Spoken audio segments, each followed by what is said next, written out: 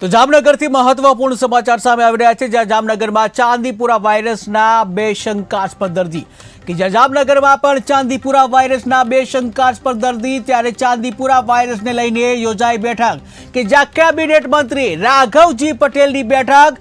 ત્યારે જીજી હોસ્પિટલમાં સમીક્ષા બેઠક યોજાઈ, જ્યાં કૃષિ મંત્રીએ ઉપસ્થિત સર્વેને આપ્યું જરૂરી માર્ગદર્શન।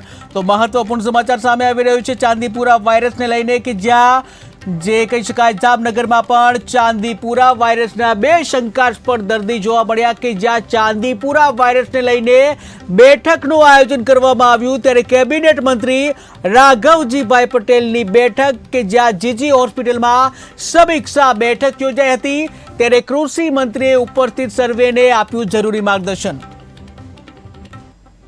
ચાંદીપુર નામનો એક વાયરલ ઇન્ફેક્શન નામનો એક વાયરસ રાજ્યમાં ફેલાવાની શક્યતા ઊભી થઈ છે।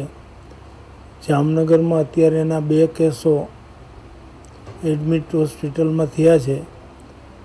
આ વાયરસને કેવી રીતે અટકાવવો અને 9 માસથી લઈને 14 વર્ષ સુધીના બાળકોને આ વાયરસની અસર થતી હોય એને કેવી રીતે અટકાવવો અને હોસ્પિટલના તંત્ર તરફથી એના માટેનો સારવાર માટેની શું વ્યવસ્થા છે, આ બધાની પરિસ્થિતિની સમીક્ષા માટે આજે અમે હોસ્પિટલના અધિક્ષક જવાબદાર ડૉક્ટરશ્રીઓ સાથે અહીં મિટિંગ રાખેલ છે।